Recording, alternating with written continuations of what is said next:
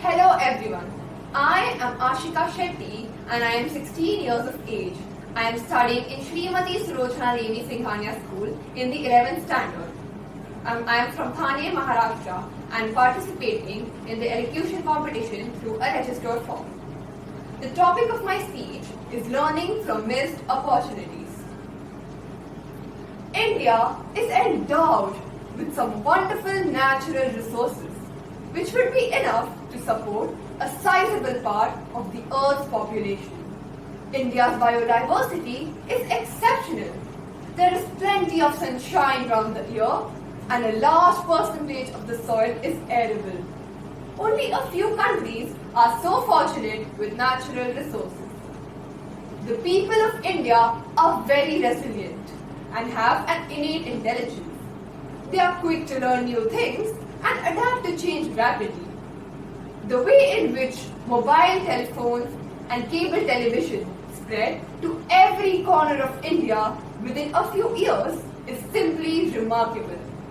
Mumbai's Dabbawalas adapted to an opportunity of a newly urbanized Bombay decades ago. Despite general policy neglect, India's farmers and farm workers continue to keep the growing population fed, mainly using traditional wisdom, their tenacity to work, and the latest farming technologies. India's civilizational and cultural heritage shows itself in every part of the country. The artifacts left by our ancestors are wonders in the modern world. These are only some of the things which have earned India a special place in the world. If you look up books or government documents written some 5 decades ago, you will find many such descriptions of the greatness of the country and its people. In the decades after independence, many rosy projections were put forward as to how these potentials could be converted into benefits. India 2022 elaborated on many of India's potentials and looked at how these could be best used for growth and development, and above all, providing prosperity to the people. What is the progress that has been made in the key sectors over the past few decades? If you ask this question to any Indian, chances are that he or she will list out a number of missed opportunities, along with some impressive achievements.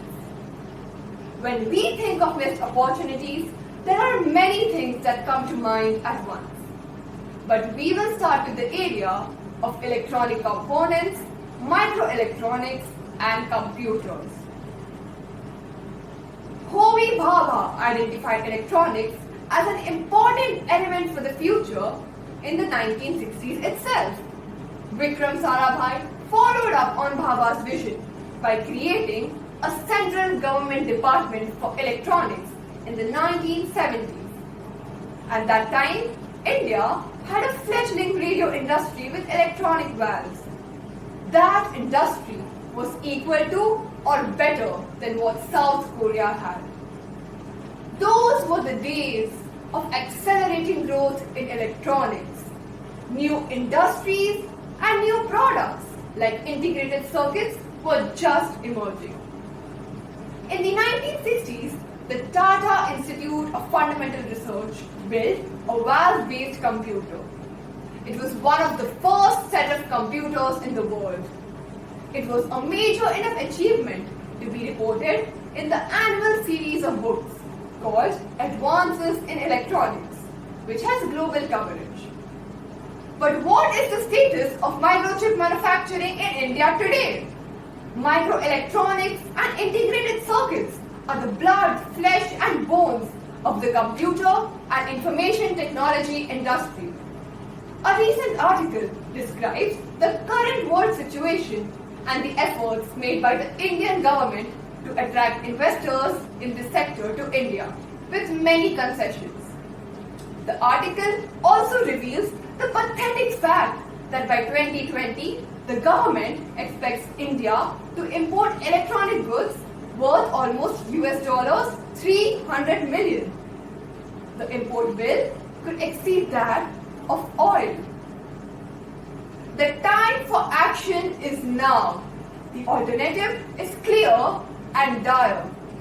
If we continue in the present mode, others in the world will overtake us. We will be caught in balance of payment problems.